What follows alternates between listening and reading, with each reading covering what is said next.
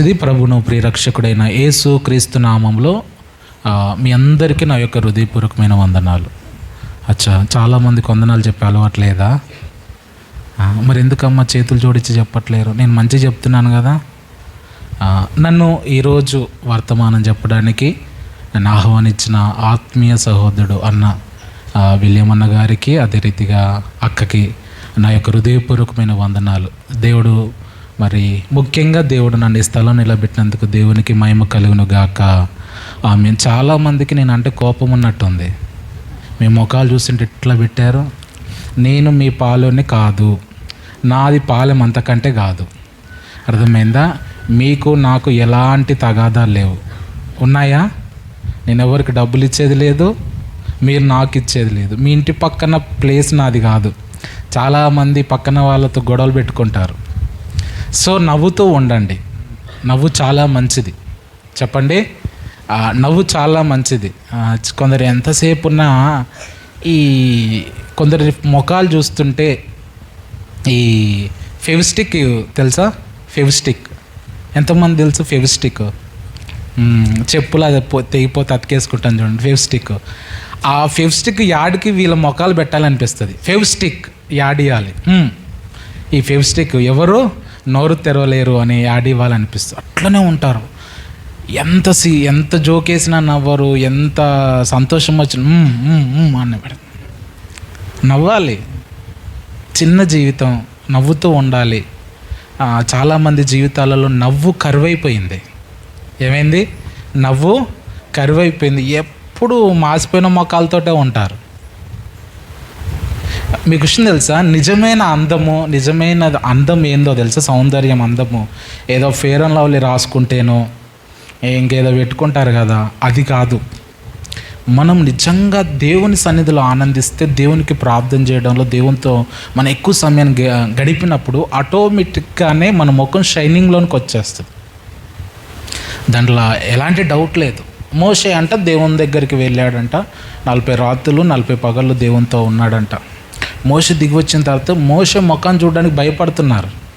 మోషే మీ లెక్కనే తన తల మీద నుంచి కొంగేసుకున్నాడంట. తన ముఖాన్ని చూడలేకపోయారు, అంత షైనింగ్గా ఉంది. దేవునితో ఎంత ఎక్కువ సమయాన్ని మనం గడుపుతామో అంత ఎక్కువగా మన ముఖం ఏమవుతుంది? ప్రకాశిస్తూ ఉంటుంది. అంటే మన ముఖాలు మనం పెట్టామనుకో, అర్థమైంది అంటే వీరు ఎక్కువగా దేవునితో గడపట్లేరు అనే సీక్రెట్. దేవునితో ఎక్కువగా సమయాన్ని గడిపే వాళ్ళు ఎలా ఉంటారంటే సంతోషంగా ఉంటారు, ఆనందంగా ఉంటారు. ఎలాంటి కష్టం వచ్చినా, ఎలాంటి దుఃఖం వచ్చినా, ఎలాంటి ఇబ్బంది వచ్చినా, ఒక మాటలో చెప్పాలంటే అత్త ఒక మాట అన్నా కానీ దులిపేసుకొని వచ్చి సంతోషంగా ఉంటారు. హల్లెలూయా. ప్రభుతో గడిపితే ఆనందమే వేరు. కాబట్టి ప్రభువులో మనం ఆనందంగా ఉండాలి. కాబట్టి మీరు నవ్వుతూ, ఒకవేళ నా మీద కోపం ఉన్నా కానీ నవ్వుతూ కోపపడండి. హల్లెలూయా. మొత్తానికైతే నేను చెప్పింది వినండి. మంచిది. ఈరోజు మిమ్మల్ని ఒక 4 క్వశ్చన్స్ అడగాలనుకుంటున్నాను. 4 క్వశ్చన్స్. నెంబర్ 1 ఏంటంటే, మీరు ఎప్పుడు పుట్టారు? మీరు ఎప్పుడు పుట్టారు? మీరు ఎక్కడ పుట్టారు? మిమ్మల్ని ఎవరు కన్నారు? 4 ఎలా కన్నారు? 4 క్వశ్చన్స్. 1 మీ బర్త్డే ఎప్పుడు పుట్టారు? 2 ఎలా పుట్టారు? 3 ఎవరు కన్నారు? 4 ఎలా కన్నారు? తెలుసా ఎప్పుడు పుట్టారో మీకు? ఈ పిల్లలకి చెప్తే మాత్రం వాళ్ళ బర్త్డే చెప్తారు. వెనకాల కూర్చున్న అమ్మ వాళ్ళని అడిగితే, ఏమోనయ్యా ఎప్పుడు పుట్టానో నాకు తెలియదు, అడుగుదామంటే ఇప్పుడు మా అమ్మ నాన్న కూడా లేరు అని చెప్తారు వాళ్ళు. మనిషికి ఇవి 4 చాలా ప్రాముఖ్యం. ఎప్పుడు పుట్టాము, ఎక్కడ పుట్టాము, ఎలా పుట్టాము. 3 ఎలా పుట్టాము, ఎవరు కన్నారు మనల్ని, ఎలా కన్నారు. ఇవి 4 చాలా ప్రాముఖ్యం. సో మనము ఒక వాక్యలేఖనాన్ని మనం చదువుకుందాం. చూడండి, 1 కొరింథీయులకు రాసిన పత్రిక 4వ అధ్యాయం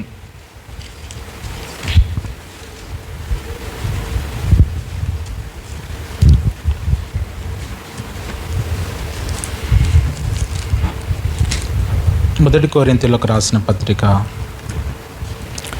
4వ అధ్యాయము 14, 15, 16 వచనాలను చదువుకుందాం. ఎవరన్నా చదవగలిగిన వాళ్ళు చదివి సహకరిస్తారా? 1 కొరింథీయులకు రాసిన పత్రిక 4వ అధ్యాయము 14వ వచనం నుండి 16వ వచనం వరకు చదువుకుందాం. మిమ్మును సిగ్గుపరచవలనని కాదు కానీ నా ప్రియమైన పిల్లలని మీకు బుద్ధి చెప్పుటకు ఈ మాటలు రాయిచున్నాను. క్రీస్తునందు ఉపదేశకులు 10,000 మంది ఉన్నను తండ్రులు అనేకులు లేరు. క్రీస్తు యేసునందు సువార్త ద్వారా నేను మిమ్మును కంటిని కనుక మీరు నన్ను పోలి నడుచుకుని వారై ఉండవలెనని మిమ్మును బతిమలాడుకొనుచున్నాను. ఓకే, చాలు. చదవబడిన వాక్యం దేవుడు దీవించును గాక. ఇక్కడ అపోస్తులైన పౌలు కొరింథీలో ఉన్న సంఘానికి రాస్తూ అంటున్నాడు, నేను 4 క్వశ్చన్లు అడిగాను. ఆ 4 క్వశ్చన్లకు ఆన్సరు ఇందులో నుంచి, వీరి జీవితంలో నుంచి మనకు దొరుకుతుంది. ఈ కొరింథీల సంఘం, ఈ కొరింథీలో ఉన్న సంఘస్థులు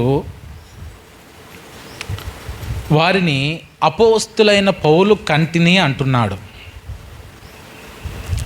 మీరు నా పిల్లలు అని అంటున్నాడు. నేను ఒక ఫస్ట్ క్వశ్చన్ ఒకటి అడిగాను. ఏమని అడిగాను? ఎప్పుడు పుట్టారు? నిజంగా ఈ కొరింథీయులు ఎప్పుడు పుట్టారు? ఈ కొరింథీలో సంఘం ఎప్పుడు స్థాపించబడిందో విషయాన్ని మనం చూసినట్లయితే ఒకసారి చూస్తారా? అపోస్తుల కార్యము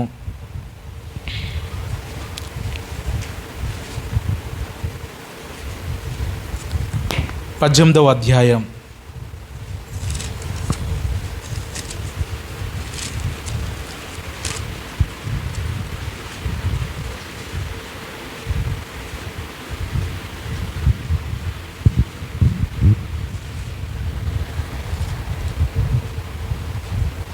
18వ అధ్యాయం 8వ వచనం చదువుతారా?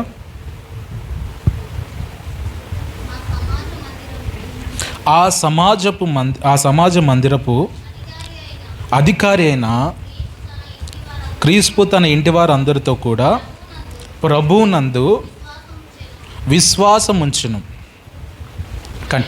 మరియు కొరింథీయులలో అనేకులు విని విశ్వసించి బాప్తిస్మము పొందిరి. హల్లెలూయా.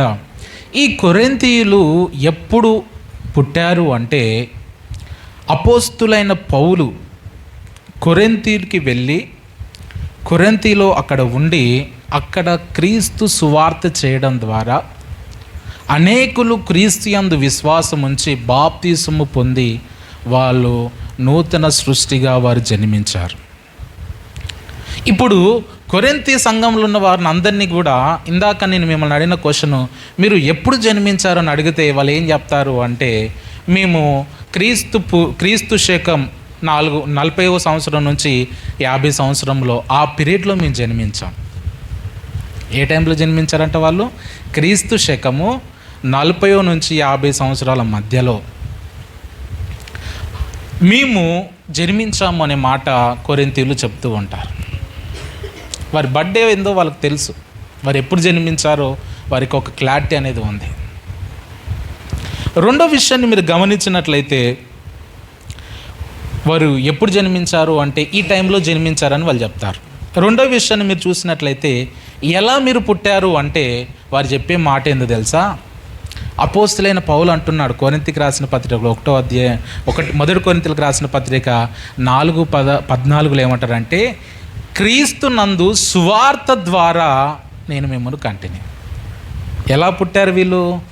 సువార్త ద్వారానే పుట్టారు, ఇంకొకటి కానే కాదు. వారు మీరు గమనించినట్లయితే అక్కడ వాక్యం సెలవిస్తుంది కదా, అనేకులు విని విశ్వాసం ఉంచి బాప్తిసం పొందడం ద్వారా వాళ్ళు జన్మించారు.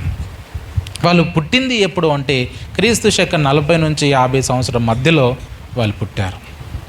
ఎలా పుట్టారు అంటే సువార్త ద్వారానే వారు పుట్టారు. మూడో విషయాన్ని గమనించినట్లయితే, ఎవరు మిమ్మల్ని కన్నారు అంటే అపోస్తులైన పౌలే చెప్తున్నాడు. ఏమని చెప్తున్నాడు?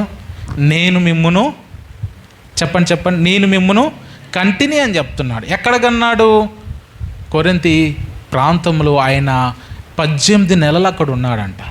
ఎన్ని నెలలు? సంవత్సరంన్నర అక్కడ ఉండి ఒక్కొక్కరికి సువార్త చెప్పడం ద్వారా ఒక్కొక్కరిని ఆయన కన్నట్టుగా మనం చూస్తున్నాం. ఎలా కన్నాడు అనే మాట ఒక్కసారి మనం చూసినట్లయితే గలతీయులకు రాసిన పత్రిక 4:16 ఒకసారి చూస్తారా?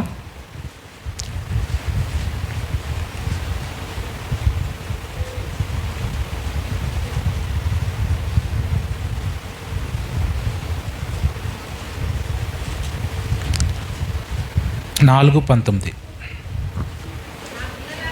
నా పిల్లలారా,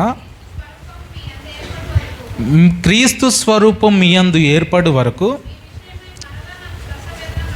మీ విషయమే మరలా ప్రసవ వేదన నాకు కలుగుచున్నది అంటున్నాడు. చాలు.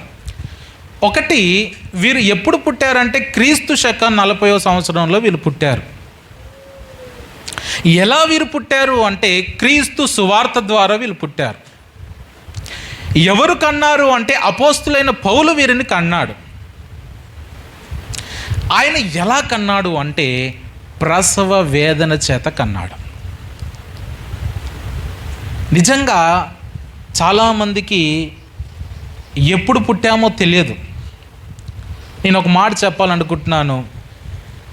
వృద్ధాప్యంలో ఉన్నవారు ఎప్పుడు పుట్టారో, శరీరానుసారంగా ఎప్పుడు పుట్టారో తెలియకపోవచ్చు, కానీ ఆత్మానుసారంగా నూతన సృష్టిగా పుట్టినది మాత్రం తప్పకుండా తెలిసి ఉండాలి. నేనైతే 2016 ఫిబ్రవరి 23వ తారీఖు నేను పుట్టాను. చాలా చిన్నవాడిని కదా.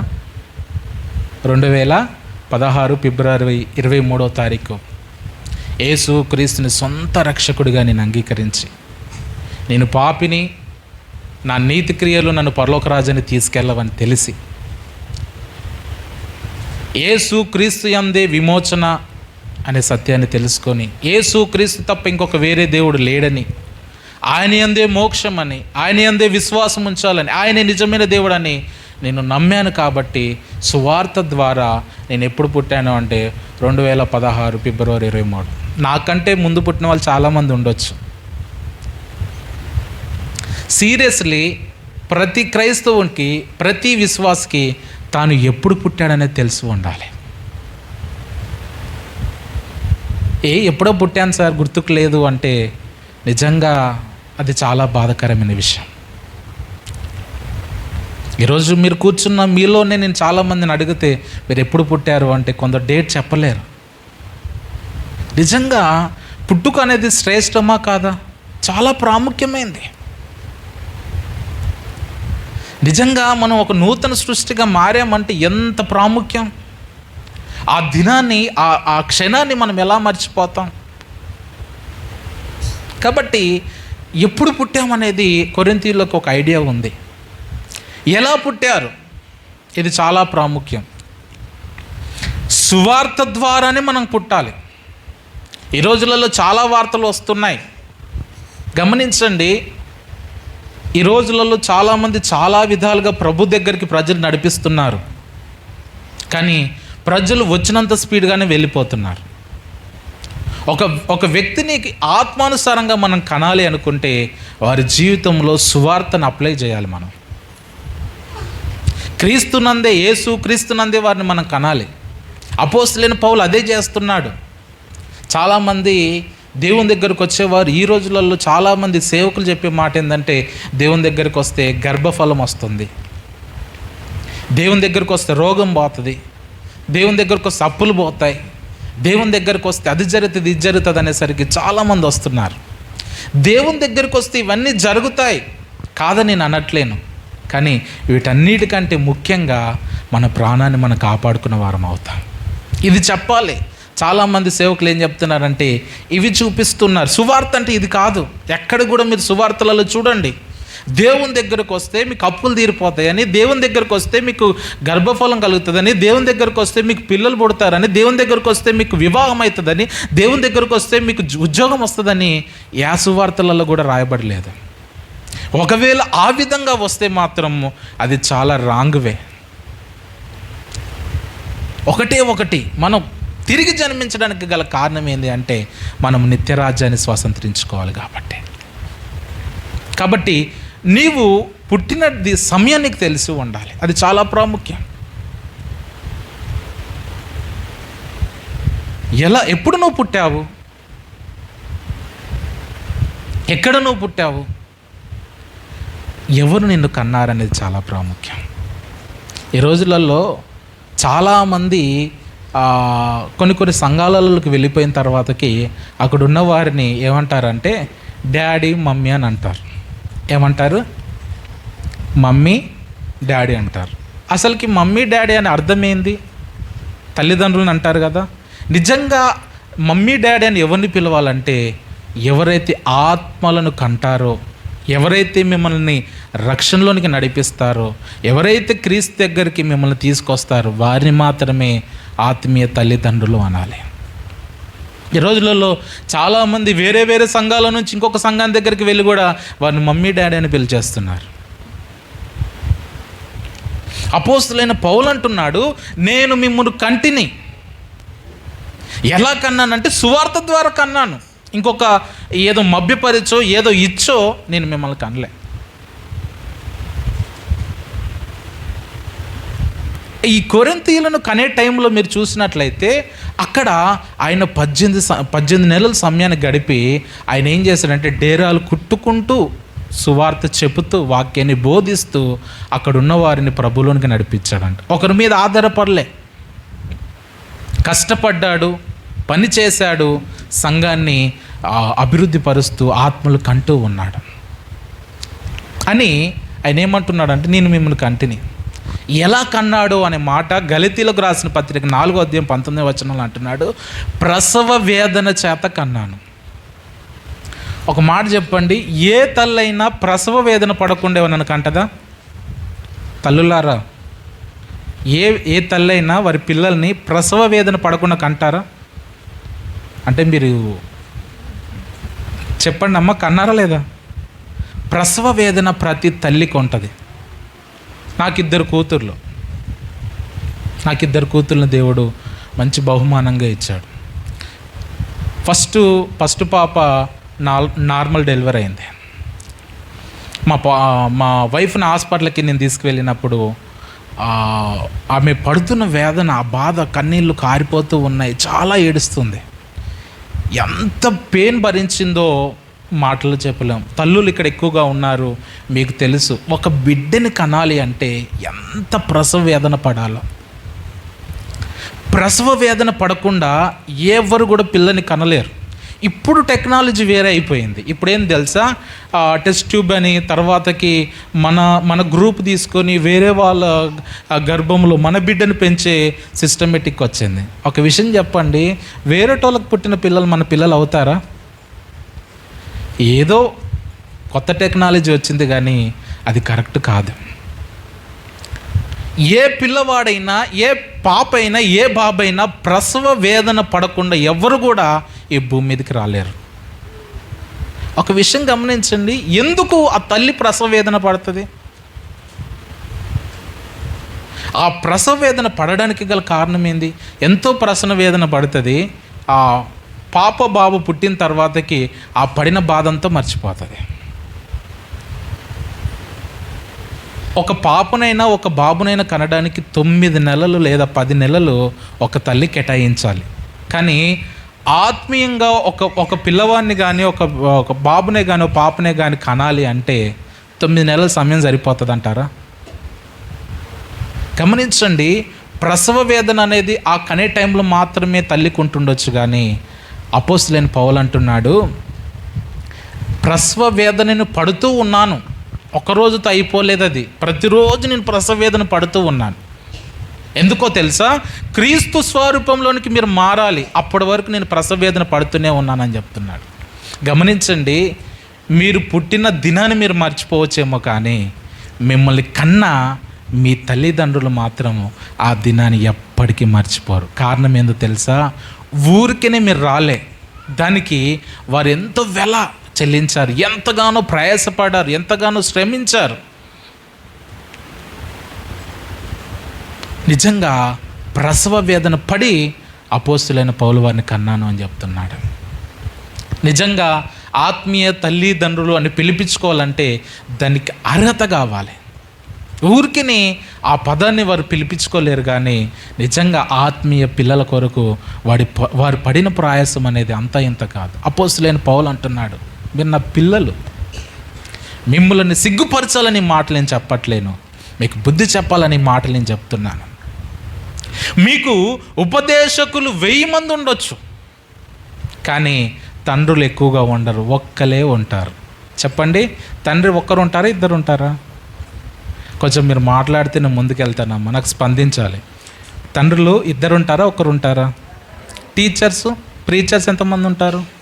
ఫస్ట్ క్లాస్ నుంచి స్టార్ట్ చేస్తే నువ్వు చదివేంతవరకు టీచర్స్ నీకు పరిచయం అవుతూనే ఉంటారు. బోధకులు చాలామంది ఉంటారు, కానీ తండ్రి. అపోస్తులైన పౌలు ఇంటెన్షన్ ఏంది అంటే, బోధకులు చాలామంది ఉన్నారు ఓకే, కానీ మీరు బోధకులను అనుసరించకూడదు. చెప్పండి, మీరు బోధకులను అనుసరించొద్దు, తండ్రిని అనుసరించాలి. బోధకులు ఎంతమంది ఉంటే మీరు బోధకులను ఫాలో కాకూడదు, కానీ తండ్రిని ఫాలో కావాలి. నేను మీ తండ్రిని, మీరు నన్ను అనుసరించండి అని చెప్తున్నాడు కొరింథీలో ఉన్న సంఘానికి.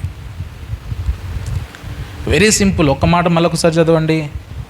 కొరింథీలకు రాసిన పత్రిక 4వ అధ్యాయం 16వ వచనం.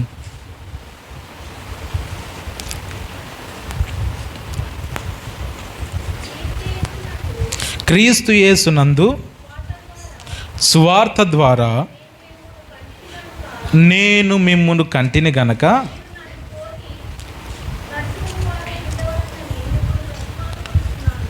చూడండి, సింపుల్గా ఒక మాట చెప్తున్నాడు. ఏమని చెప్తున్నాడంటే, నేను మిమ్మల్ని కన్నాను గనక.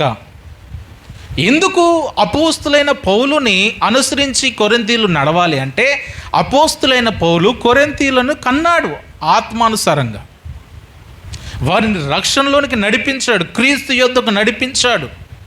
కాబట్టి గనుక నేను మిమ్మల్ని కన్నాను గనక మీరు నన్ను పోలి నడవాలి. అంటే ఈ కొరింథీల సంఘము అపోస్తులైన పౌలును కాకుండా ఇంకెవరినో అనుసరిస్తుంది. ఈ కొరింథీల సంఘము అపోస్తులుడైన పౌలును కాకుండా ఎవరినో పోలి నడుస్తూ ఉంది.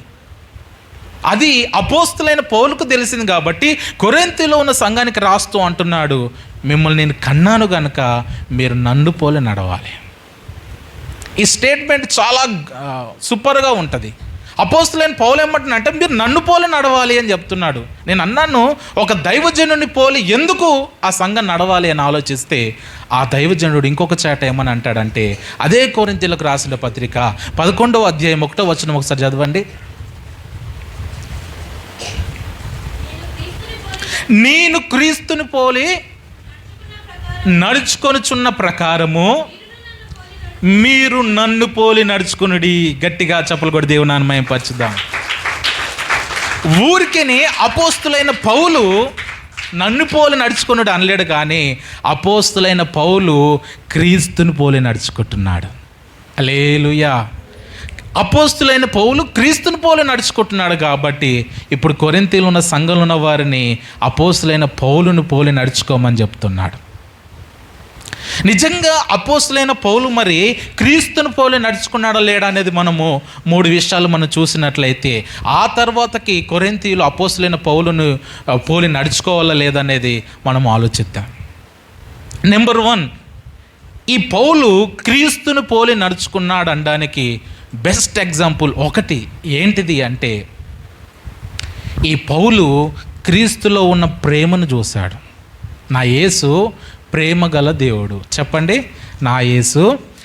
పక్కన వాళ్ళకి షేకండి ఇచ్చి చెప్పండి, నా యేసు ప్రేమ గల దేవుడు. నమ్ముతున్నారా మీరు నా యేసే ప్రేమ గలవాడని?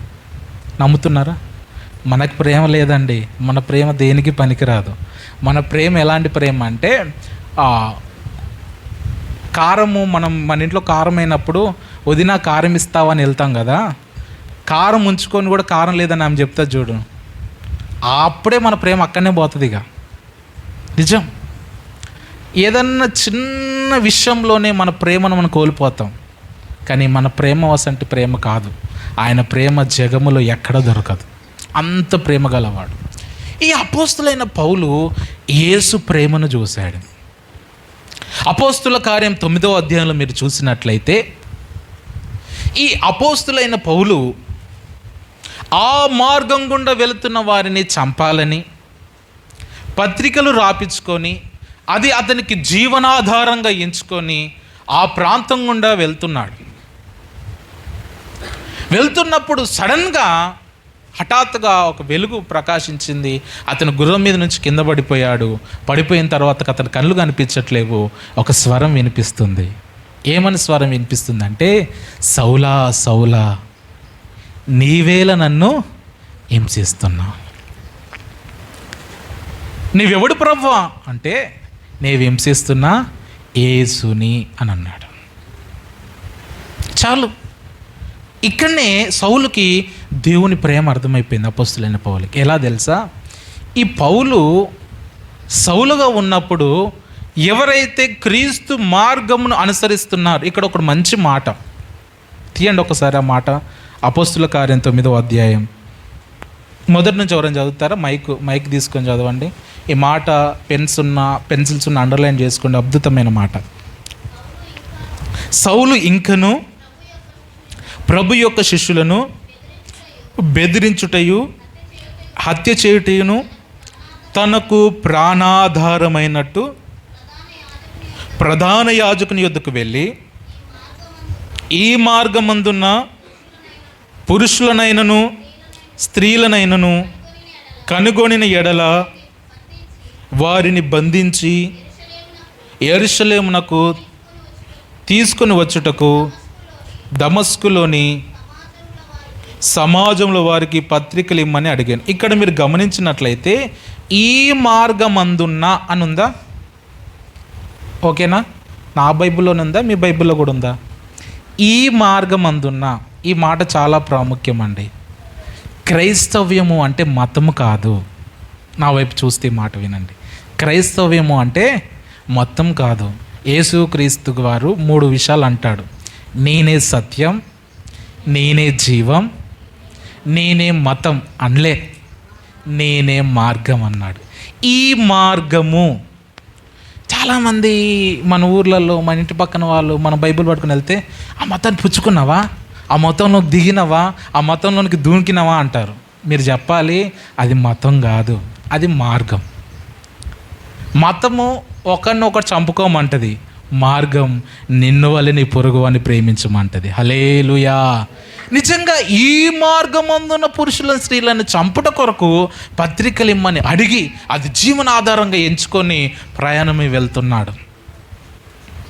ఒక మాటలు చెప్పాలంటే, క్రీస్తు యేసుని వెంబడిస్తున్న వారిని చంపాలని వెళ్తున్న సౌలుని దేవుడు ఎంత ప్రేమగా పిలుస్తున్నాడు తెలుసా?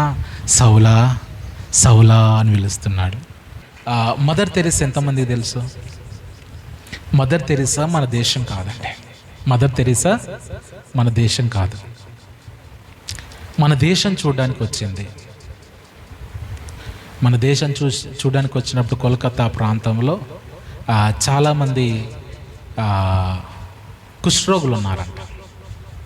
వారిని చూసిన తర్వాతకి ఆమెకు జాలి అనిపించి ఆ కుష్ఠరోగులకి ట్రీట్మెంట్ చేస్తూ వారిని ఒక చోటు పెడుతూ అలా ఆమె స్కూల్స్ చెప్తూ ఆమెని ఆ కుష్ఠరోగులను అలా పోషిస్తూ వాళ్ళకి సేవలు చేస్తూ ఉంది. ఒకరోజు ఈ కుష్ఠరోగులకి తినడానికి తిండి లేదంట.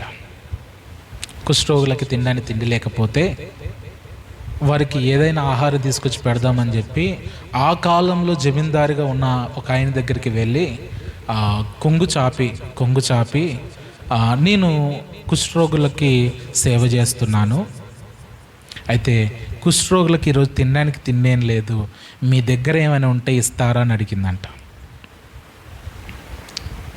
అంటే వెంటనే ఆ జమీందారు ఏం చేశాడంటే నోట్లకి ఊమ్ తీసుకొని యాక్ట్ అని ఊచాడంట. ఊస్తే ఆ మదర్ తెరీసా ముఖం మీద పడింది.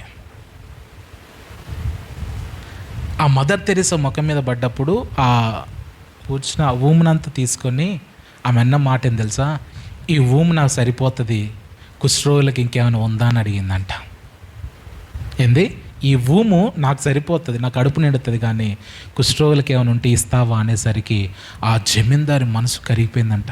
ఏందమ్మా ఇంత ప్రేమ నీకు ఎక్కడిది అంటే ఆమె చెప్పిన మాట, ఈ ప్రేమ నాది కాదు, ఈ ప్రేమ నజరేయుడైన యేసుది. గట్టిగా చెప్పలు కూడా దేవునాన్ని మహిమపరచుదాం. మీరు చాలామంది మదర్ తెరీసాని చూస్తే మదర్ తెరీసా పిక్ ఎలా ఉంటుందంటే, పిక్చర్ ఎలా ఉంటుందంటే, ఆమె వృద్ధాప్యం అందున్న ఫోటో మాత్రమే మీకు తెలుసు. మన కొత్తకోట బైపాస్ అవతల వైపు కూడా మదర్ తెరీసా ఫోటో ఉంటుంది. కానీ ఆమె యంగ్ వయసులో వచ్చిందండి. గమనించండి, యవ్వన ప్రాయంలో ఒక సహాయం కొరకు మనం వెళ్ళినప్పుడు ఒక పెద్ద మనిషి ఒక యవ్వన స్త్రీ మీద ముఖం మీద ఉమ్ము ఊస్తే ఎవరైనా తట్టుకుంటారా? తట్టుకోలేరు. ఆమె అన్న మాటకి ఆ జమీందారు మనసు కరిగిపోయిందంట. నిజంగా అంత ప్రేమ ఆమెలోకి ఎలా వచ్చింది అంటే, ఆమె ఒకే ఒక మాటలు చెప్పింది, దిస్ లవ్ గాడ్స్. ఇది దేవుని ప్రేమ, ఇంకొకరు ఎవరి ప్రేమ కాదు, యేసు ప్రేమనే నేను చూపిస్తున్నాను. ఇది నా ప్రేమ కాదు. ఈ సౌలు అంతమందిని చంపినా కానీ ఆ సౌలుని ఏమని పిలుస్తున్నాడు యేసు అంటే, సౌలా సౌలా నన్నేలను హింసిస్తున్నా అనేసరికి సౌలు నిజంగా పశ్చాత్తాపడ్డాడండి. మన శత్రువుని మనం ప్రేమగా పిలవడమే నిజమైన విజయం అండి. నిజంగా దేవుడు సౌలుని చంపాలనుకుంటే ఆ గుర్రం మీద వెళ్తున్న సౌలుని పడేసిన దేవుడు అదే క్షణంలో సౌలుని చంపడం ఈజీ అవుతుందా కష్టమవుతుందా? సెకండ్స్లో చంపేయచ్చు నా దేవుడు.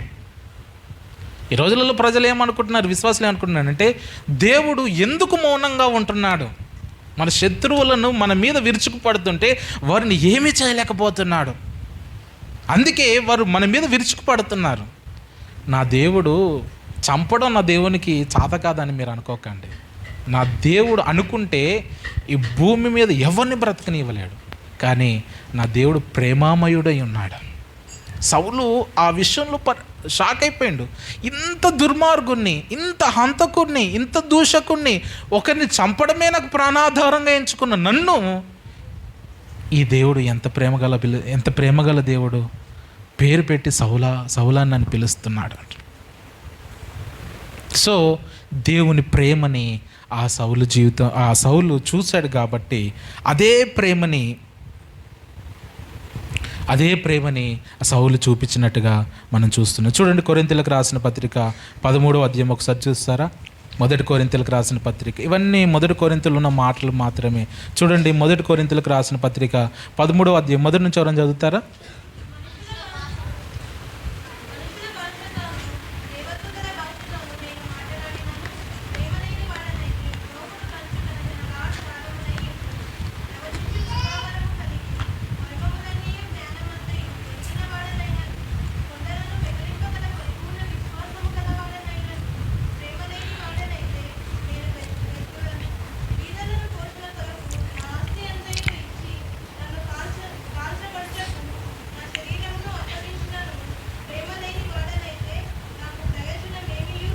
చాలు. ఇక్కడ మీరు గమనించండి, ఈ 13వ అధ్యాయము మొత్తము ప్రేమ గురించే ఉంటుంది. ఈ 13వ అధ్యాయం అంతా కూడా ప్రేమ గురించే ఉంటుంది. ప్రేమ లేని వాడిని అయితే వ్యర్థుడను అని చెప్తూ లాస్ట్ 13వ వచనంలో ఏమంటాడు, కాగా విశ్వాసము, నిరీక్షణ, ప్రేమ ఈ మూడును నిలుచును, వీటిలో శ్రేష్టమైనది ప్రేమయే. అన్నిటికంటే శ్రేష్టమైనది ఏంది అంటే ప్రేమే. నేను ప్రేమ లేనివాడిని అయితే వ్యర్థుడు. నేను భాషను మాట్లాడినా సరే, ప్రవచన వరం కలిగినా సరే, ఏది కలిగినా సరే, ప్రేమ లేనివాడిని అయితే నేను వ్యర్థుడును. ఒకవేళ మనం పౌలు గారిని అడిగామనుకోండి, పౌలు గారు ఎంత బాగా ప్రేమ గురించి మీరు వర్ణిస్తున్నారు కదా, ప్రేమ గురించి 13వ అధ్యాయం అంతా రాశారు కదా, శ్రేష్టమైనది ప్రేమే అని మీరు చెప్తున్నారు కదా, ఇంత ప్రేమ గురించి మీకు అవగాహన ఎలా వచ్చింది అంటే ఆయన చెప్పే ఒకే ఒక మాట, ఈ ప్రేమ నేను క్రీస్తులో చూశాను, అదే ప్రేమ నేను కొనసాగుతున్నాను. గట్టిగా చెప్పలు కూడా దేవుని నామమున మహిమపరచుదాం. యేసులో ఉన్న ప్రేమను పౌలు చూసి అదే ప్రేమలో నడుస్తున్నాడు. మొదటి కొరింథీయులకు రాసిన పత్రిక 11:1 ఉంది, నేను క్రీస్తుని పోలి నడుచుకున్నట్లుగా. క్రీస్తుని పోలి నడుస్తున్నాడు అపోస్తులైన పౌలు. క్రీస్తులో ఏముంది? ప్రేమ ఉంది. అందుకే అపోస్తులైన పౌలు ప్రేమలో ఎదుగుతూ ఉన్నాడు, ప్రేమలో వర్ధిల్లుతూ వచ్చాడు. నిజంగా అపోస్తులైన పౌలు ప్రేమ గురించి ఎంత బాగా చెప్పాడు అంటే, మీరు ఇంటికి వెళ్ళిన తర్వాత 13వ అధ్యాయం అంతా చదివితే నిజంగా చాలా సూపర్గా ఉంటుంది. రెండో విషయాన్ని మీరు చూసినట్లయితే, నా యేసు క్షమించే దేవుడు. చెప్పండి, నా యేసు క్షమించే దేవుడు. ఈ పౌలు కూడా ఆ యేసులో క్షమించే గుణాన్ని చూశాడు. అదే అపోస్తుల కార్యం 9వ అధ్యాయంలో మీరు చూసినట్లయితే, యేసు ఆ సౌలుని శిక్షించలే. యేసు ఆ సౌలుని ఆ సమయంలో శిక్షించకుండా అతను క్షమించాడు. అక్కడ అద్భుతంగా ఉంటుంది. అతను దైవజనుడికి దేవుడు మాట్లాడి అక్కడ సౌలు ఎదురు చూస్తున్నాడంటే, అతను ఈ ప్రాంతంలో చంపడానికి వచ్చాడయ్యా అని అంటే, అక్కడ అంటాడు, అతన్ని అనేకుల ఎదుట నేను నిలబెడతాను, నా సాక్షిగా నిలబెడతాను అని సౌలు గురించి చెప్తూ ఉంటాడు. మీరు గమనించండి, యేసుక్రీస్తులో ఉన్న మంచి గుణం ఏంటంటే క్షమించే గుణం. స్టార్ట్ అవుతుంది రేపు గుడ్ ఫ్రైడే రోజు అందరికి ఏడు శిలువల వాళ్ళకి 7 మాటకు ఒక్కొక్కరు చెప్తారు కదా. చాలామంది గట్టిగా ప్రిపేర్ అవుతారు, చాలా బాగా ప్రిపేర్ అవుతారు. మొదటి మాట, తండ్రి వీరేం చేయించున్నారు, వీరెరగం కనుక వీళ్ళు క్షమించుము అని చెప్పేస్తారు. అంత ఈజీయా అండి? అంత ఈజీయా? ఒక వ్యక్తిని క్షమించడం అంత ఈజీయా? కాదు. ఒక చెంపకు ఒక దెబ్బ కొడితేనే మనకు క్షమించలేరు. సారీ, నేను ఈ మాట చెప్తున్నాను, బాధపడకండి మీలో ఎవరైనా ఉంటే. Recently 24th night, March 24th night దైవజనులు పాస్టర్ ప్రవీణ్ పగడాల గారు చనిపోయారు. తెలుగు 2 రాష్ట్రాలు అడావిడి చేసేస్తున్నారు. మంచిదే, తోటి దైవజనుడు కోల్పోయినది నాకు బాధ ఉంది. మంచి దైవజనుడు, బాధపడుతున్నాను, వేదన ఉంది. ప్రభు తీసుకున్నాడని సైలెంట్గా ఉన్నాను. చాలామంది రోడ్ల మీదకి వచ్చి, టీవీ ఛానల్స్ దగ్గరికి వచ్చి, యూట్యూబ్లలో ఇస్తున్నారు, మేము క్రైస్తవులు చేతగానోళం అయిపోయాం, బైబిల్ పక్కన పెడితే ఒక్కొక్కరి సంగతి చెప్తాం. ఉన్నదే బైబిల్, అది పక్కన పెడితే మన బ్రతికేంది? వారు వదిలిపెట్టేది లేదు. వాడు ఎవడైనా సరే, అదైనా సరే, ఇదైనా సరే అంటున్నారు. నేను ఒక మాట చెప్తాను.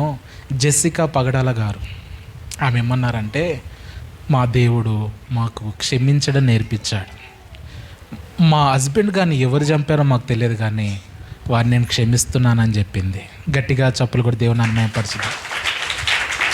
ఒక మాట చెప్పండి, ఆమె కంటే ఇంకెవరికైనా ఎక్కువ భారం ఉంటుందా? భర్త చనిపోయాడనే బాధ భార్యకు ఉంటుందా? ప్రజలందరికీ ఎక్కువ భారం ఉంటుందా, బాధ ఉంటుందా? ఆమెకున్నంత బాధ మనకు ఉంటుందా అండి? నాకైతే లేదు. మీకుందా? జెస్సికా పగడాల గారికి ఎంత బాధ. లైఫ్ పార్ట్నర్, ఎన్నో డ్రీమ్స్, ఎన్నో ఆలోచనతో అతనితో కలిసి జర్నీ చేయాలి అని ఎన్నో కలలు, కానీ అతన్ని వివాహం చేసుకోవచ్చు. అర్ధాంతరంగా ప్రభు అతన్ని పిలుచుకున్నాడు. ఏ విధంగా చనిపోయాడో, ఎవరు చంపారో, అయినా సరే వారిని నేను క్షమిస్తున్నానని చెప్పింది. నిజమైన ట్రూత్ అంటే అదే. నిజంగా మనం ఆ విధంగా ఉండాలి. నేను మిమ్మల్ని క్షమిస్తున్నాను, తండ్రి వీరేం చేస్తున్నారు, వీరెవరం కనుక వీరు క్షమించమని చెప్పాడు. తండ్రికి చెప్తూ ఉన్నాడు, వారిని క్షమించేశాడు. యేసులో ఉన్న మంచి గుణం ఏంటంటే క్షమించడం. మీరు వినే ఉండొచ్చు, తాగుబోతులు 10 మంది కలిసి దైవజనం దగ్గరకు వచ్చారంట. మాకు మా ఊర్లో విలువ లేదయ్య గారు, ఎందుకంటే మేము తాగుబోతులమని. అందుకని మేము ఈసారి ఏదో ఒక విధంగా ఊరిలో, సంఘంలో విలువ తెచ్చుకోవాలనుకుంటున్నాం. ఓకే, మంచిదే. మరి ఏం చేయాలనుకుంటున్నారంటే, ఈనాడు గుడ్ ఫ్రైడేకి మేము ఒక స్కిట్ చేయాలనుకుంటున్నాం అన్నారంట. ఏంది? గుడ్ ఫ్రైడేకి మేము ఒక స్కిట్ చేయాలనుకుంటున్నామంటే, అది మీ నుంచి ఏడవుతుంది? మీరు పొద్దున్న లేసి తాగేటోళ్ళు. మేము తాగం పాస్టర్ గారు, మేము చేస్తాం, అందరూ మమ్మల్ని తీసేస్తున్నారు, ఈలనగా చేస్తున్నారు అని బాగా బతిలాడితే, సరే చెయ్యండి అని. ఏం స్కిట్ చేస్తారంటే, యేసు క్రీస్తు సిలువ ప్రయాణం, ఆ రోజంతా యేసుక్రీస్తు వారు చేసిందంతా మేము చేస్తామంటే అదంతా చాలా ఇబ్బందితో కూడుకుంది అది ఇదంటే అయినా సరే చేస్తామని చెప్పారంట. అంతా అయిపోయిన తర్వాతకి అందులో యేసుక్రీస్తు క్యారెక్టర్ ఒక ఆయన నేను వేస్తాను అంటే పాస్టర్ గారు అన్నారంట, కొంచెం అది చాలా క్రిటికల్, కొంచెం నువ్వు పరిశుద్ధంగా ఉండాలి, మరి మందు తాగకూడదు, పరిశుద్ధంగా ఉండాలి, జాగ్రత్తగా ఉండాలంటే సరే పాస్టర్ గారు అని చెప్పాడంట. గుడ్ ఫ్రైడే వచ్చింది, వీళ్ళంతా వేషాలు వేసుకున్నారు, రెడీ అయ్యారు. యేసుక్రీస్తు వేషం కూడా ఒక అతను వేసుకున్నాడు. సేమ్ యేసుక్రీస్తు రాగానే హెయిర్ పెంచుకున్నాడు, డ్రెస్ వేసుకున్నాడు, ఒక డమ్మీ దాన్ని ఏమంటారు సిలువని ఆ విధంగా అంత వెయిట్ కాదులే కానీ ఆ విధంగానే చేసుకొని తను మోసుకుంటూ వెళ్తూ ఉన్నాడు. సో వీరు మిగిలిన వాళ్ళంతా ఆ క్యారెక్టర్ ఇన్వాల్వ్మెంట్ అవ్వకపోవడం వల్ల ఏం చేశారంటే ఇది మనకు సెట్ అవ్వట్లేదురా, మనం తాగితేనే బాగా యాక్ట్ చేస్తామని చెప్పి ఒక్కొక్కడు అనుకొని అందరు తాగేశారంట. ఈ సిలువ మోసే యేసు క్యారెక్టర్ వేసుకుని ఆయన మాత్రం తాగొద్దు కదా, యేసు క్యారెక్టర్లో ఉన్నాడు కాబట్టి ఇతను తాగలే. వారు తాగిన తర్వాత క్యారెక్టర్ చేయరంటారా అంటే క్యారెక్టర్ ఇన్వాల్వ్మెంట్ అయిపోయి వాళ్ళకి ఇచ్చిన ఏమంటారు చండ్రకొల్ల అవి తీసుకొని ఈ యేసు క్యారెక్టర్ చేస్తున్న ఆయన తీసుకొని విపరీతంగా కొట్టారంట. ఫస్ట్ ఒకటి కొట్టారంట, కొట్టేసరికి రే అన్నాడంట. పక్కనే పాస్ట్ రే అరేగిరే అన్నాకరా నువ్వు యేసు క్యారెక్టర్ వేస్తున్నావు. సో నిజంగానే కొడుతున్నారు అయ్య గారు, అయినా సరే భరించాలి. ఓకే పాస్ట్ కొంచెం ఇటు పక్కన తాగి మళ్ళీ వడగొట్టు, రే నువ్వు ఒరైతురే అనొద్దురా, యేసు క్యారెక్టర్ చేస్తున్నావు, భరించుకో. లేదు పాస్టర్ గారు వాళ్ళు తాగి కొడుతున్నారు, తాగి కొట్టినా ఏం కొట్టినా సరే నువ్వు భరించాలి అంటే 2-3 అడుగులు వేసాడంటండి. 2-3 అడుగులు వేస్తే వాళ్ళు తాగారు కదా, తాగినోనికి ఏం తెలిసిద్దా? తాగినోనికి ఏం తెలియదు. నిజంగానే వాడు సీరియస్గా క్యారెక్టర్ చెయ్యండి రా నాయన అంటే క్యారెక్టర్ ఇన్వాల్వ్మెంట్ అయి కొడితే ఆ శిలువను పడేసి యేసు నన్ను క్షమించని చెప్పి అక్కడే పడి ఏడ్చేస్తున్నాడంట. ఏడుస్తూ ఉన్నాడు, కన్నీళ్ళు కారిపోతున్నాయి. పాస్టర్ గారు వచ్చి అంటున్నాడంట, నీకు రాసిచ్చిన స్క్రిప్టులో ఈ సిలువ పడేసి ఏడ్చే స్క్రిప్ట్ లేదు, ఎందుకు ఏడుస్తున్నావు తమ్ముడు అని అంటే అతను అంటున్నాడంట, నేను నటించట్లేను పాస్టర్ గారు, నిజంగానే నా కొరకు క్రీస్తు ఎంత శ్రమను అనుభవించాడు, ఎన్ని గాయాలు, ఆ ప్రయాణం అంతా ఆ దారంతా రక్తపు మడుగులు కారిపోయాయి. తన రక్తం అంతా కార్చేశాడు, ఒక్క చుక్క కూడా లేదు. తాగి ఒక దెబ్బ కొడితే నేను సహించలేక రే అన్నాను, నేను పాపినై ఉంటే నా కొరకు నా యేసు కలవరి శిలువలో దెబ్బలు తిని మరణించాడు. నిజంగా నేను పాపిని పాస్టర్ గారు, యేసు క్యారెక్టర్ వేయడానికి కాదు కదా, యేసు అనే పేరు పలకడానికి కూడా నేను అర్హుని కాదు. నిజంగా అంత అర్హత అంత యోగ్యత నాకు లేదు, అయినా యేసు నన్ను క్షమించాడు అని చెప్పి అక్కడ పశ్చాత్తాపడి తను యేసుక్రీస్తుని సొంత రక్షకుడిగా అంగీకరించాడంట. ఇది కాదా క్షమించడం అంటే? ఎవరు క్షమిస్తారు? అంత క్షమాపణ గుణం ఎవరిలో ఉంది? అంత క్షమించే గుణం ఎవరిలో ఉంది? ఎవరిలో లేదు. అపోస్తులైన పౌలు అంటాడు, హంతకుని, దూషకుని, హానికరుణ్ణి, పాపులలో ప్రథముని, అయినా సరే యేసు నన్ను క్షమించాడు. ఇప్పుడు నేను యేసును అనుసరించాలి, యేసు పోలి నడవాలి అంటే నేను క్షమించాలి. మీకు విషయం తెలుసా, యేసు క్రీస్తు వారి కంటే కూడా ఎక్కువ శ్రమ పడిన వారు ఎవరు ఉన్నారంటే అపోస్తులైన పౌలే. ఎన్నోసార్లు దెబ్బలు తిన్నాడు, ఎన్నోసార్లు రాళ్ళతో కొట్టబడ్డాడు. నిజంగా ఈ పౌలు యేసు క్రీస్తు కొరకు ఎంతగానో శ్రమ పడ్డాడండి. చూడండి, ఒక మాట మనం చదువుకుందాం బైబిల్లో నుంచి. 2 కొరింథీయులకు రాసిన పత్రిక 2వ అధ్యాయం 11వ వచనం ఒకసారి తీయండి.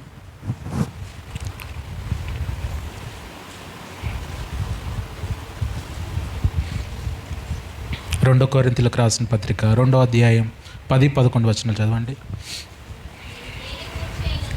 మీరు దేని గురించి అయినను ఎవరిని క్షమించుచున్నారో నేనును వానిని క్షమించుచున్నాను. నేనేమైనాను క్షమించి ఉంటే సాతాను మనలను మోసపరచకుండానట్లు మీ నిమిత్తము క్రీస్తు సముఖమునందు క్షమించి ఉన్నాను. ఈ పౌలుకు క్షమించే గుణం ఎలా వచ్చింది అంటే, ఈ పౌలు క్రీస్తుని పోలి నడుస్తున్నాడంటే. చాలామంది పరలోక ప్రార్థన చేస్తారు, ఇతరులకు క్షమించినట్టుగా మీరు మమ్మల్ని క్షమించండి ప్రభు అని. పలుకుతున్నాంలే కానీ నిజంగానే క్షమిస్తున్నామా? క్షమించట్లేదు. నా నైన్త్ స్టాండర్డ్లో సొంత మా అమ్మ వాళ్ళ అక్క భర్త, మా పెద్దనాన్న, మా అన్నలు, మా నాన్న ఏదో అన్నాడని చెప్పేసి కోపంతో నేను మా అన్నిద్దరు స్కూల్కి వెళ్తే ఉదయం 9 గంటలకు మా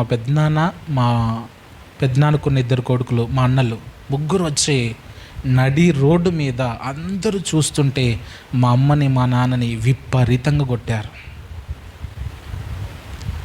గాయాల పాలయ్యింది మా అమ్మ, రక్తం కారిపోతూ ఉంది. స్కూల్ దగ్గరికి వచ్చి ఎవరో మీ అమ్మ నాన్న కొట్టేసిపోయారు అని చెప్పి ఎవరో వచ్చి చెప్తే 9th క్లాస్ స్టాండర్డ్లో నేను పరుగున మా ఇంటికి వెళ్ళిపోయాను. పరుగున ఇంటికి వెళ్ళి చూస్తే మా అమ్మ గాయాలతో ఉంది. వార్డ్ కౌన్సిలర్ వచ్చాడు, వారి మీద కేసు పెడదాము, పోలీసులు వచ్చి వాళ్ళని తీసుకెళ్ళి జైల్లో పెడతారు, వాళ్ళని కొడతారు, నేను చూసుకుంటాను అని మా అమ్మతో చెప్తే మా అమ్మ ఏమన్నదంటే, వద్దన్నా, వారి మీద నాకు ఎలాంటి కోపం లేదు, వాళ్ళ మీద నాకే కోపం లేదు, నీకెందుకు కోపం అన్న అన్నది. నేను 9th స్టాండర్డ్ అండి, నాకు క్షమించాలనేది తెలియదు. మా అమ్మను కొట్టారు, నాకు మా అమ్మ అంటే చాలా ఇష్టం. కూరగాయలు కోసే చిన్న కత్తి తీసుకొని వాళ్ళని చంపేస్తానని చెప్పి ఆవేశంలో ఏడ్చుకుంటూ ఆ కత్తి తీసుకొని పోతుంటుంటే మా పాస్టర్ అంకుల్ వాళ్ళు ఆపేశారు. ఆ రోజు నుంచి ఇంచుమించుగా 2016 సంవత్సరం వరకు, 2008-7లో జరిగిన సంఘటన, ఇంచుమించు 9 సంవత్సరాల వరకు నేను మా పెద్దనాన్నని కానీ మా అన్నల్ని కానీ క్షమించలేను. నాకు వాళ్ళంటే విపరీతమైన కోపం. కానీ మా అమ్మ క్షమించేసింది వాళ్ళని. మా అమ్మ మాట్లాడుతుంది, మా నాన్న మాట్లాడుతుండు, కానీ నాకు వాళ్ళు ఎదురుపడ్డప్పుడు నేను వారిని విపరీతంగా తిట్టేవాడిని. వారు నాకు ఎదురుపడితే నేను పక్క నుంచి వెళ్ళిపోయేవాడిని. చాలా రూట్గా నేను బిహేవ్ చేశాను. కానీ ఎప్పుడైతే క్షమించడం అంటే ఇది, మనం ఇతరులు క్షమించకపోతే ప్రభు మనల్ని క్షమించడం వాక్యాన్ని నేను ఎప్పుడైతే తెలుసుకున్నానో, వారి దగ్గరికి వెళ్ళి, సారీ తప్పయింది, నాకు మీరంటే చాలా కోపం ఉంది, కానీ ఇప్పటి నుంచి నేను మిమ్మల్ని ప్రేమిస్తున్నాను, మిమ్మల్ని నేను క్షమిస్తున్నాను అని చెప్పేశాను. వాళ్ళు నాకు నీ మీద మాకేం కోపం లేదురా అన్నారు, కానీ నాకు మీ మీద చాలా కోపం ఉంది, మీరు మా అమ్మను కొట్టారు, కానీ ఈరోజు నుంచి నాకు కోపం లేదు, ఎందుకంటే నా ప్రభు చెప్పాడు క్షమించమని, నేను మిమ్మల్ని క్షమిస్తున్నా అని చెప్పాను. వాళ్ళకి ఆ సిల్లిగా అనిపించింది. మీరు నమ్ముతారో లేదో, వారి మీద మాకేం కోపం లేదు, కానీ వారి విషయంలో ప్రభు కలగజేసుకున్నాడు. వారంతా ఇప్పుడు చెట్టుకొక్కరు పుట్టకొక్కరు అయిపోయారు. అయినా సరే ఇప్పుడు మేము వారిని ప్రేమిస్తున్నాం. ఎందుకు ఈ మాట చెప్తున్నాను అంటే, మనకు క్షమించాలి, ఎందుకంటే మన దేవుడు క్షమించే దేవుడు. అపోస్తులైన పౌలు క్రీస్తుని పోలి నడుచుకుంటున్నాడు. దేంట్లో? ప్రేమలో క్రీస్తుని పోలి నడుచుకుంటున్నాడు. 2 క్షమించేలో క్రీస్తుని పోలి నడుచుకుంటున్నాడు. కాబట్టి మనం క్షమించాలి, ఎవరినైనా క్షమించాలి, ఎంతటి వారినైనా క్షమించాలి. క్షమిస్తేనే మనము దేవుని పోలి నడుచుకున్న వారం అవుతాం. 3వ విషయాన్ని మనం గమనించినట్లయితే, నాకు సమయం లేదు కాబట్టి నేను స్పీడ్గా వెళ్ళాలనుకుంటున్నాను. 3వ విషయం చూసినట్లయితే, నా యేసు ప్రాణం పెట్టినవాడు. చెప్పండి, నా యేసు ప్రాణం పెట్టినవాడు.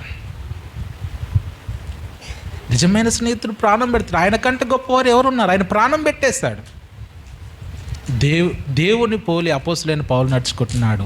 ఒక విషయాన్ని మళ్ళీ ఒకసారి అపోస్తుల కార్యము 9వ అధ్యాయం మళ్ళీ ఒకసారి చదువుతారా?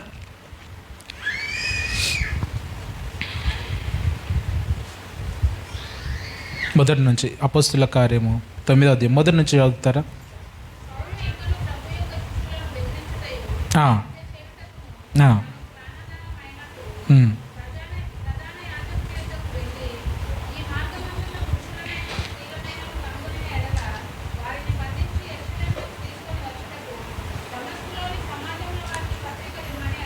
చాలు ఇక్కడ మీరు గమనించండి, ఈ అపోస్తులైన పౌలు ప్రాణాధారంగా ఎంచుకున్నది ఏంటిది అంటే క్రీస్తు మార్గంలో ఉన్నవాడిని చంపాలని. ఎప్పటి వరకు? అపోస్తుల కార్యం 9వ అధ్యాయం వరకు.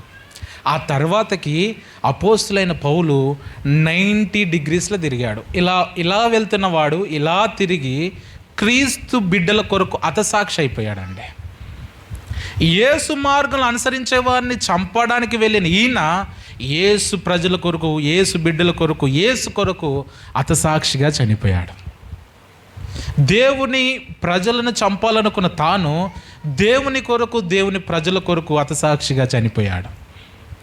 నిజంగా యేసుక్రీస్తు ప్రాణత్యాగమును ముందు నా ప్రాణము ఎంత అని చెప్పి యేసు సువార్త కొరకు అతని ప్రాణాన్ని కూడా పరంగా పెట్టేశాడు. హతసాక్షిగా చనిపోయాడు. నిజంగా ఈ రోజుల్లో క్రీస్తు కొరకు చనిపోయేవారు లేవాలి. స్టెఫెన్ ఒక్కడు చనిపోయినంత మాత్రాన ఆగిపోలేదు కదా. ఒక తరానికి దేవుడు ఇంకొకరిని లేపుతూ ఉంటాడు. పరిచర్య ఎప్పుడు ఆగిపోదు. అరచేతితో సూర్యుని ఆపాననుకోవడం భ్రమ. ఎవరు అరచేతితో సూర్యుని ఆపలేరు, ఆయన ప్రకాశాన్ని ఎవరు ఆపలేరు. అది మన మూర్ఖత్వం. చాలామంది అరచేతితో సూర్యుని ఆపామనుకుంటున్నారు. సూర్యుని ఆపడం ఎవరి తరం కాదు, ఆ నీతి సూర్యుని ఆపడం ఎవరి తరము కానే కాదు. అపోస్తులైన పౌలు ఈ యొక్క యేసులో నుండి నేర్చుకున్న విషయాలు, యేసుని పోలి నడుచుకున్న విషయాలు చాలా ఉన్నాయి. నేను 3 విషయాలు చెప్పాను. ఒకటి, యేసుని పోలి నడుచుకుంటున్నాడు దేంట్లో? ప్రేమలో. యేసుని పోలి నడుచుకుంటున్నాడు క్షమించుటలో. యేసుని పోలి నడుచుకుంటున్నాడు ప్రాణం పెట్టుటలో. ఒకప్పుడు చంపాలనుకున్న తానే ఇప్పుడు చావాలి అనుకుంటున్నాడు. బైబిల్లో సెలవిస్తుంది, అక్కడికి వెళ్తే నీకు ప్రాణాపాయం ఉంది అంటే అయినా సరే నేను వెళ్తాను. దేవుని కొరకు చావడానికి సిద్ధ మనసు కలిగి ఉన్నాడు. అపోస్తులైన పౌలు అంటున్నాడు, నేను క్రీస్తుని పోలి నడుచుకున్నట్లుగా మీరు నన్ను పోలి నడుచుకున్నాడు. ఎవరిని నడుచుకోమంటున్నాడు? చెప్పండి అమ్మా. కొరింథీయుల సంఘానికి చెప్తున్నాడు, తన బిడ్డలకి చెప్తున్నాడు, కొరింథీయులారా మీరు నన్ను పోలి నడుచుకోండి. ఉపదేశకులు ఎంతోమంది ఉంటారు, ఉపదేశకులను ఫాలో కాకూడదు. ఈ రోజులలో మీరు గమనించండి, చాలామంది స్టేటస్ పెడతారు. నాకు చాలా ఆశ్చర్యం అనిపిస్తుంది. క్రిస్టియన్సే రాజ్ ప్రకాష్ పాల్ గారిది పెడతారు స్టేటస్, సతీష్ కుమార్ గారిది పెడతారు, లేకపోతే వారు పాడినట్టుగా పాట పాడతారు, లేకపోతే వారు చేసినట్టుగా చేస్తూ ఉంటారు. స్థానిక సంఘానికి వెళ్తూ మనము ఇంకొకరు పోలు నడుచుకుంటే తండ్రికి సంతోషం అనిపిస్తుందా? ఇప్పుడు నేను చిన్న పిల్లవాడిగా ఉన్నాను, మా ఇంట్లో నేను ఉంటూ పెరుగుతూ ఉన్నాను. మా ఇంటి ఎదురుగా ఒక ఫ్యామిలీ ఉంది, ఒక అంకుల్ ఉన్నాడు. అంకుల్ బాగా రెడీ అవుతాడు, నేను సేమ్ అంకుల్ పోలే రెడీ అయ్యాను అనుకోండి, ఎంత కోపం వస్తుంది మా తండ్రికి. నా భాష అర్థమవుందా? రే నువ్వు నన్ను పోలు నడుచుకోరా అంటే పక్కింటోని పోలు నడుచుకుంటున్నావేంది? ఒక విషయం చెప్తాను, గమనించండి. దూరపు కొండలు ఎప్పుడు నునుపుగానే కొడతాయి. చెప్పండి. దూరపు కొండలు ఎప్పుడు కూడా నునుపుగానే కొడతాయి. దగ్గరికి వెళ్ళి చూస్తే తెలుస్తుంది. దగ్గరికి వెళ్ళి చూడాలి. పక్కింటి వాళ్ళు అందరు మంచిగానే కొడతారు. మన డాడీ కంటే పక్కింటి డాడీ చాలా బాగా కొడతాడు. ఎందుకో తెలుసా? వాళ్ళ డాడీ వాళ్ళ పిల్లల్ని కొట్టడం మనం చూడం కదా. మా డాడీ ఎప్పుడు మమ్మల్ని కొడతాడు, మా డాడీ మంచోడు కాదురా అని చెప్తారు. వాడు కొడతాడు, వాళ్ళ డాడీ కూడా వాళ్ళ పిల్లల్ని కొడతాడు, కానీ నీకు కనిపించేటట్టు కొట్టాడు కదా. నీ డాడీ కొట్టే ఆ యొక్క కోపాన్ని నువ్వు చూస్తున్నావు, దాని వెనకాల ఉన్న ప్రేమ నువ్వు చూడట్లేవు కదా. చాలామంది తండ్రి ప్రేమను అర్థం చేసుకోరండి. ఎక్కువగా ప్రేమించేవారు శిక్షిస్తారంట. ఆ శిక్ష వెనకాల ప్రేమ ఉంటుంది. అంతేలే కానీ ఏదో కొట్టాడు అని చెప్పేసి నువ్వు అంటే కోపమా? ఏ తండ్రికి తన పిల్లవాళ్ళ మీద కోపం ఉండదు. నేను ఒక మాట చెప్పాలనుకుంటున్నాను, మీరు మీ ఆత్మీయ తండ్రిని పోలి మీరు నడుచుకోవాలి. చాలామంది వారిలా ప్రార్థన చేస్తారు, వారిలా పాడతారు, వారిలా మాట్లాడతారు. అది కాదు, దాన్ని ఏమంటారంటే మిమిక్రీ చేయడం అంటారు. వారిలా మనం చేస్తే మిమిక్రీ, వారి పోలి నడుచుకోవాలి. ఇప్పుడు నీళ్ళల్లో నా ముఖం పెడితే ఏం కనిపిస్తుంది? యేసు క్రీస్తు నాలో కనబడాలి. అప్పుడు యేసుక్రీస్తు సంతోషిస్తాడు. ఇప్పుడు అపోస్తులైన పౌలులో యేసుక్రీస్తు గుణగణాలు కనపడుతున్నాయి. అపోస్తులైన పౌలు ఏమంటున్నాడంటే, నాలో ఉన్న గుణగణాలు మీలో కనపడాలి. మీరు కొన్నిసార్లు గమనించండి, అరే అచ్చం వాళ్ళ నాన్నలాగే మాట్లాడుతున్నాడు రా, సేమ్ అచ్చం వాళ్ళ నాన్న గుణాలే వచ్చాయని చెప్తూ ఉంటారు, లేదా వాళ్ళ తాత గుణాలు వచ్చినాయని చెప్తూ ఉంటారు. సంతోషమే. ఆత్మానుసారంగా ఆత్మీయ పిల్లలు ఆత్మీయ తల్లిదండ్రులను పోలి నడుచుకోవాలి. నిజంగా వారి ప్రేమ మీరు కలిగి ఉన్నారా? వారి యొక్క క్షమాపణ గుణం మీరు కలిగి ఉన్నారా? వారిని పోలి మీరు నడుచుకుంటున్నారా? లేకపోతే బోధకులను పోలి మీరు నడుచుకుంటున్నారా? బోధలు బాగుంటాయి. ఒక పాస్టర్ అన్నాడు, ఏమన్నాడంటే, నీ చెప్పేదే మీరు వినాలే కానీ నీ చేసేది మీరు చూడొద్దు అన్నాడు. ఎంత బాధాకరమైన విషయం. మనం చెప్పే మాటలు కాదు, మన జీవితం కూడా ఒక సువార్తలా కనబడాలి కదా. చాలామంది వారి పర్సనల్ లైఫ్ చూడరు కానీ పబ్లిక్లో వారు మైక్ పట్టుకొని చెప్పే మాట చూసి, ఎంత బాగా చెప్పాడు, నిజంగా సూపర్ చెప్పాడు అంటారు. అది కాదండి. లోకంలో ఎంతోమంది హీరోలు ఉండొచ్చు, కానీ మీ నాన్నే రియల్ హీరో. నిజంగా మీ తండ్రిని పోలి మీరు నడుచుకుంటున్నారా లేదనేది ఒకసారి మీరు పరీక్షించుకోండి. ఒక దైవజనుడి దగ్గరికి మీరు వెళ్తున్నప్పుడు, ఒక దైవజనుడు మీకు ఆత్మీయ తండ్రిగా ఉన్నప్పుడు, ఆత్మీయ తండ్రిలో ఉన్న గుణగణాలు మనలో కనబడుతున్నాయా లేదా, ఆ దైవజనుడు దేవుని పోలి నడుచుకుంటున్నారా లేడా చూడాలి.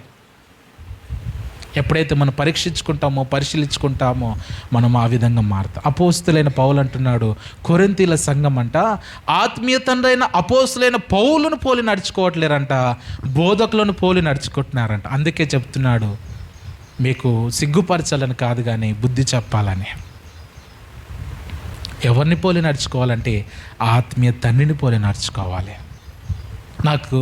మీకు తెలుసని నేను అనుకుంటున్నాను, మీ ఆత్మీయ తండ్రి ఎవరు? ఆయనను పోలి మీరు నడుచుకుంటున్నారా? ఇంకొకరిని పోలి మీరు నడుచుకుంటున్నారా? ఆలోచించండి. ఒకవేళ మీరు ఎవరినో మీరు ఆలోచనలో పెట్టుకొని ఎవరినెవరినో మీరు ఫాలో అవుతుంటే, యూట్యూబ్లో ఉన్న వాళ్ళందరూ సత్యం చెప్పేటోళ్ళు కాదండి. ఆ వైపు మీరు వెళ్ళకండి. యూట్యూబ్లో ఎంతో గందరగోళంగా ఉంది. సంఘం లేని వాళ్ళు కూడా యూట్యూబ్ ఛానల్ ఓపెన్ చేసేసి వాక్యాలు చెప్పేసి ఫోన్ నెంబర్స్ ఇచ్చేసి ఫోన్పే, గూగుల్ పే అని చెప్పేసి మీ గురించి మేము ప్రార్థన చేస్తామని చెప్పేస్తున్నారు. ఎవరిని నమ్మకండి. కష్టాల్లో, నష్టాల్లో, బాధలో, ఇబ్బందులో అన్ని వేళలా నిలబడేది తండ్రే. ఆ తండ్రి పోలి నడవండి. ఆ తండ్రి అడుగుజాడలో నడవండి. ఎప్పుడైతే మనం ఆ విధంగా నడుస్తామో తండ్రి వెళ్ళిన మార్గంలోనే మనం వెళ్తాం. ఇంకొక మార్గం అనేది ఉండదు. కాబట్టి ఈ రోజులలో నీ రోల్ మోడల్ ఎవరై ఉన్నారో నాకు తెలియదు, కానీ నీ రోల్ మోడల్ని నువ్వు మార్చుకో. అపోస్తులైన పౌలు కొరింథీలకు బుద్ధి చెప్పాలని మాటలు చెప్తున్నాడు. ఒకవేళ కొరింథీల సంఘస్థులు ఇక్కడ కూడా ఉంటే దయచేసి దేవుని వాక్యం సెలవిస్తుంది, సరి చేసుకోండి. నిన్ను కనడానికి ఎవడో ప్రసన్న వేదన పడలే, నీ తండ్రి పడ్డాడు. నువ్వు పుట్టడానికి ఎవరో నీకు సువార్త చెప్పలే, నీ తండ్రి సువార్త చెప్పాడు. సమయాన్ని హెచ్చించాడు, ఎంతో ఖర్చు చేసుకున్నాడు, తన శరీరాన్ని నలగొట్టుకున్నాడు, ఎంతో ప్రయాసపడ్డాడు. నీ కొరకు ప్రయాసపడిన వారిని మర్చిపోయి ఎవరినో నేను అనుసరిస్తాను అంటే తప్పకుండా తండ్రికి బాధ అవుతుంది. కాబట్టి పశ్చాత్తాపపడదాం, ప్రభు సన్నిధిలో అడుగుదాం. ఒకవేళ ఎవరినో మన రోల్ మోడల్గా పెట్టుకొని ఎవరినైనా అనుసరిస్తే తిరిగి మళ్ళీ మన తప్పు మనం సరి చేసుకొని మన ఆత్మీయ తల్లిదండ్రులను వాళ్ళ అనుసరులు వారి అడుగుజాడలలో మనం నడుద్దాం. నిజంగా యేసులో ఉన్న ప్రేమని, యేసులో ఉన్న క్షమాపణ గుణాన్ని మనం కలిగి ఉందాం. ఈ మాటలు దేవుడు దీవించి ఆశీర్వదించును గాక. ఆమేన్. అందరి కళ్ళు మూసుకు